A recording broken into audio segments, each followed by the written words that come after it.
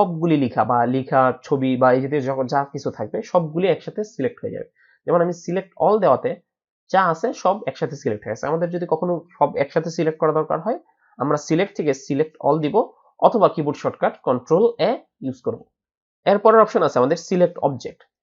Select object, object কি সেটা আগে আমাদের বুঝতে হবে। অবজেক্ট বলতে লিখাকে অবজেক্ট বলা হয় না। যেমন আমাদের ছবি ব্যবহার করি, শেপ ব্যবহার করি বা ওয়ার্ড আর্টের মাধ্যমে একটা লিখার স্টাইল নিয়ে আসি, সেটাও আমাদের অবজেক্টের অংশ। এরকম বিভিন্ন ধরনের জিনিসগুলোকে অবজেক্ট বলা হয়। তবে টেবিলটাও একটা অবজেক্টের অংশ হতে পারে। তবে এখানে লিখা, সাধারণ লিখাকে অবজেক্ট বলা হয় না। যেহেতু আমাদের এখনো পর্যন্ত সাধারণ লিখা নিয়ে ব্যবহার করা হচ্ছে তাই অবজেক্টটা ক্লিয়ার না। তবে আমি একটা ছবি নিয়ে আপাতত দেখিয়ে দিতেছি। যেমন এখন আমি ছবিটা সিলেক্ট করতে পারতেছি না। ছবিটা সিলেক্ট করতে গেলে লিখাটা সিলেক্ট হয়ে যাচ্ছে, ছবিটা ঠিকঠাক সিলেক্ট করা যাচ্ছে না।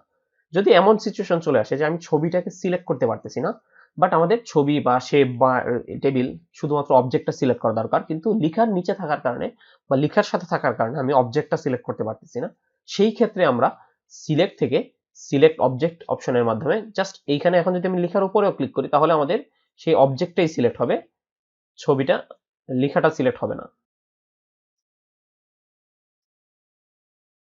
সিলেক্ট অবজেক্টের মাধ্যমে শুধুমাত্র অবজেক্টটা সিলেক্ট করা যাবে, লিখাটা তখন সিলেক্ট হবে না। তৃতীয় অবস্থানে আছে select all text with similar formatting. আমরা যদি কোনো একটা নির্দিষ্ট ফরম্যাট সিলেক্ট করি এবং ওই ফরম্যাটের যত ধরনের লেখা আছে সব ধরনের লেখাগুলি সিলেক্ট করতে চাই, বিশেষ করে এটা আমাদের প্রয়োজন হতে পারে হেডলাইনের ক্ষেত্রে। আমরা অনেকগুলি লেখা লিখলাম, এর মধ্যে একই ধরনের হেডলাইন যতগুলি আছে সবগুলি সিলেক্ট করতে যাচ্ছি। সেই ক্ষেত্রে হেডলাইনগুলি যদি একই ফরম্যাটে থাকে তখন আমরা একই ফরম্যাটের সবগুলি লেখা সিলেক্ট করতে পারি। জাস্ট এক্সাম্পল হিসেবে আমার এখানে নিচের লাইনটা ছোট আছে, বাকিগুলি একই ফরম্যাটে আছে। আমি জাস্ট প্রথম লাইনটা সিলেক্ট করলাম, সিলেক্ট করে এখান থেকে select all text with similar formatting A click করি। দেখেন নিচের লাইনটা ছাড়া আমাদের বাকি সবগুলি লেখা সে সিলেক্ট করে নিয়েছে, কারণ বাকি লেখাগুলি একই ধরনের ফরম্যাটে তৈরি করা আছে। সিলেক্টের উপরে আমাদের আছে ফাইন্ড এবং রিপ্লেস। আমরা এই লেখা অল্প লেখার আছে, তাই যদি খুব বেশি লেখা থাকতো, আমাদের অনেক ধরনের লেখা থাকতো, সেই লেখার মধ্যে থেকে আমি জাস্ট কোনো একটা নির্দিষ্ট অক্ষর বা নির্দিষ্ট লেখা শব্দ অথবা নির্দিষ্ট কোনো একটা লেখা খুঁজে বের করতে চাই, সেক্ষেত্রে আমাদেরকে যেতে হবে ফাইন্ড অপশনে। কিবোর্ড শর্টকাট হচ্ছে কন্ট্রোল এফ। আপনি কন্ট্রোল এফ এর মাধ্যমে এটা ফাইন্ড করতে পারেন। জাস্ট ফাইন্ডে গেলাম এবং বাম দিকে যে লেখার অপশন আসছে এখানে আমি কোন ধরনের শব্দটা লিখতে চাই সেটা এখানে লিখে দিলাম। সাপোজ যেমন আমি নো লিখতে যাচ্ছি, দেখেন নো মানে আমি এখানে নাম্বার ইউজ করেছিলাম, এখানে 3টা জায়গায় নাম্বার লেখা আছে, আমি সেই নাম্বার লেখাটা সে মার্ক করে দিয়েছে। আমাদের এখানে এই নাম্বার লেখাটা কতগুলি বার আছে সেটা দেখানো যাচ্ছে। আমি যদি 3 লিখে দিই তাহলে 3 লেখাটা কতবার আছে সেটা সে মার্ক করে দিয়েছে। জাস্ট একবার আছে, তাই শুধুমাত্র একবারই দেখিয়ে দেওয়া হয়েছে। এখান থেকে ক্রস বাটনের মাধ্যমে আমরা এই নেভিগেশন অপশনটা বা নেভিগেশন বারটাকে ক্রস করে দিতে পারবো এবং আগের জায়গায় ফিরে আসতে পারবো। ফাইন্ডের নিচে আছে আমাদের রিপ্লেস। আমরা রিপ্লেস অপশন থেকে কোনো একটা শব্দ বা কোনো একটা লেখাকে যদি পরিবর্তন করে দিতে চাই, আমাদের এখানে সাপোজ আমাদের এখানে 1 লেখাটা আছে 2বার, আমি চাচ্ছি 1 লেখাটা পরিবর্তন হয়ে অন্য কোনো কিছু হয়ে যাবে। একবার পরিবর্তনের মাধ্যমে সবগুলি করে ফেলতে পারবো, সেই জন্য আমরা রিপ্লেস অপশনটা ব্যবহার করব। আমার অল্প লেখার মধ্যে আছে বলে খুব সহজে চোখে দেখা যাইতেছে। আমার যদি অনেক লেখা থাকতো সেই ক্ষেত্রে আমি এটা ব্যবহার করতে পারতাম। জাস্ট ফর এন এক্সাম্পল রিপ্লেসে গেলাম, গিয়ে এইখানে আমি 2টা অপশন আছে। প্রথমত ফাইন্ড হোয়াট, এই ঘরে আমি কোন লেখাটা আমার কাছে আছে, আমার কম্পিউটারে আমি লেখা আছে অলরেডি, লেখাটা যেই লেখাটাকে আমি পরিবর্তন করতে চাচ্ছি সেই লেখাটা এখানে লিখে দিব। যেমন আমি একটু আগে বলা হয়েছিল 1 লেখাটাকে পরিবর্তন করতে চাই, তাই এখানে 1 লিখে দিব। এবং রিপ্লেস উইথ, আমি কোন শব্দটার মাধ্যমে পরিবর্তন করাতে যাচ্ছি, যেমন 1 লেখাটাকে আমি পরিবর্তন করে কোন শব্দে পরিবর্তন করতে যাচ্ছি সেই শব্দটা এখানে লিখে দিব। যেমন আমি 1 লেখাটার পরিবর্তে জাস্ট এমনিতেই ফার্স্ট শব্দটা লিখতে যাচ্ছি।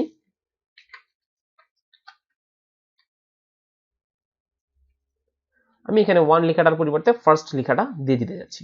সেই ক্ষেত্রে আমাদের এখানে অপশন আছে, আপনি চাইলে একটাকেও পরিবর্তন করতে পারেন, চাইলে সবগুলি পরিবর্তন করতে পারেন, অথবা দেখেন আমাদের রিপ্লেস অপশনের মাধ্যমে জাস্ট একটাকে পরিবর্তন করতে চাই।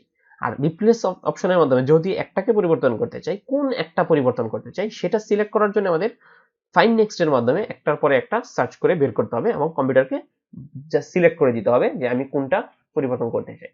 রিপ্লেস অল এর মাধ্যমে সবগুলি পরিবর্তন হয়ে যাবে, এখানে আর কোনো নির্দিষ্ট করা নাই। আমি যতগুলি ওয়ান লেখা আছে এখানে, যা উপরে ফাইন ওয়ার্ডের মধ্যে যে লেখাটা আছে সেই লেখাটা যতবার আছে ততবারই পরিবর্তন হয়ে যাবে, সেটা অন্য লেখার মাঝখানে থাকুক, অন্য লেখার শুরুতে থাকুক, বা আলাদাভাবে শব্দ হিসেবে থাকুক। আর রিপ্লেস উইথ দিয়ে পরিবর্তন হবে। এখন রিপ্লেস অল দিলে যতগুলি আছে সবগুলি পরিবর্তন হয়ে যাবে। আর যদি একটাকে পরিবর্তন করতে চাই সেক্ষেত্রে ফাইন নেক্সট এর মাধ্যমে, আমি ফাইন নেক্সটে দিলে প্রথমটা সিলেক্ট হয়ে গেছে, এখন যদি আমি রিপ্লেসে ক্লিক করি তাহলে প্রথমটা পরিবর্তন হয়ে যাবে। যেমন রিপ্লেসে ক্লিক করলাম, দেখেন আমার ফার্স্ট যে লেখাটা আছে, প্রথম যে লেখাটা আছে সেটা অলরেডি পরিবর্তন হয়ে গেছে।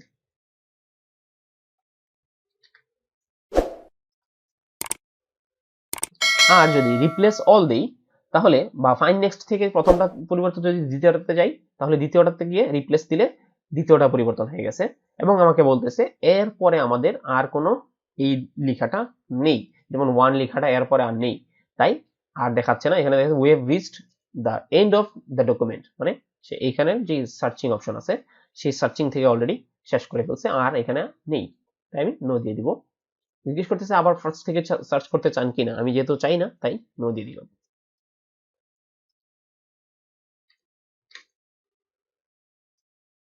এবং এখানে যদি রিপ্লেস অল দিই তাহলে যতগুলি বা যতবার আমাদের ওয়ান লেখা আছে ততবারই পরিবর্তন হয়ে যাবে। আমি রিপ্লেস অল দিলে এখানে দেখানো হচ্ছে, রিপ্লেস অল দিলে এখানে লেখা দেখানো আছে all done we made to রিপ্লেসমেন্টস, আমার এখানে দুইবার ছিল তাই সে দুইবার পরিবর্তন করে দিয়েছে।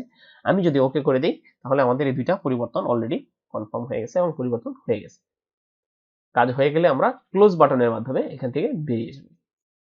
রিপ্লেস অপশনের পরে আমাদের পাশেই আছে গো টু। আমরা যদি গো টুতে যাই তাহলে কোন, যেমন আমাদের এখানে বাম পাশে আছে পেজ, সেকশন, লাইন, বুকমার্ক, এরকম অপশনগুলি দেওয়া আছে। আমি পেজে গেলে, যেহেতু আমাদের এখন একটাই পেজ আছে, সেক্ষেত্রে আমাদের পেজ একাধিক পেজে যাওয়ার সুযোগ নেই। তবে আমরা যদি কাজ করার অবস্থায় এখান থেকে সরাসরি দ্বিতীয় বা তৃতীয় পেজে চলে যেতে চাই তাহলে আমরা পেজ থেকে এই ঘরে পেজ নাম্বার লিখবো এবং নেক্সট বাটনে চাপ দেওয়ার মাধ্যমে ওই পেজে চলে যাবে।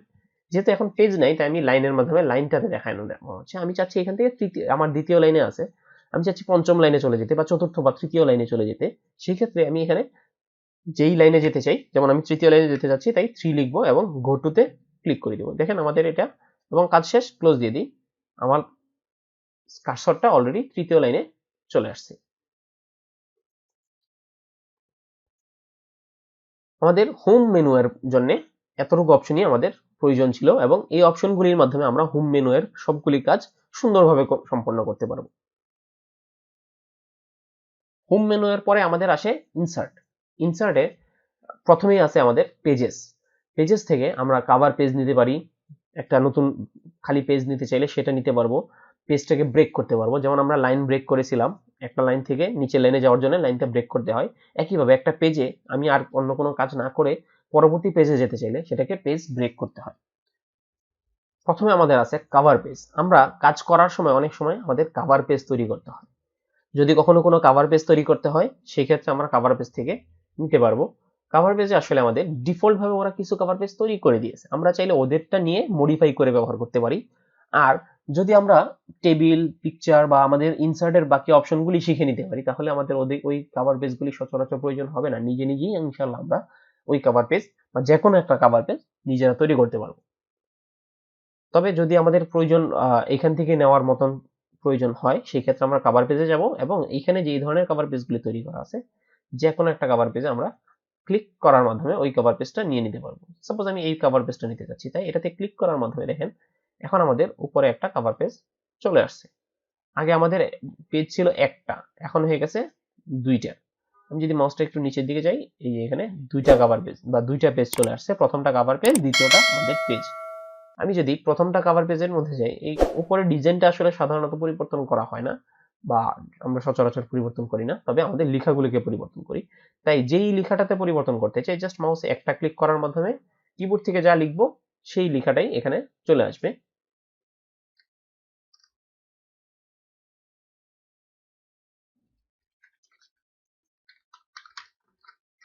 জাস্ট আমি লিখলাম কভার পেজ, এখানে কভার পেজ চলে আসছে। এখানে যদি আপনার সাবটাইটেল, যেই কভার পেজের নিচে কোনো সাবটাইটেল দিতে হয় সেটা আপনারা এখানে লিখে দিতে পারবেন, এবং এর নিচে কভার পেজের কোনো ডিটেলস লিখতে চাইলে সেগুলো আপনারা ক্লিক করার মাধ্যমে সিলেক্ট করে ওই লেখাগুলি লিখে নিতে পারবেন।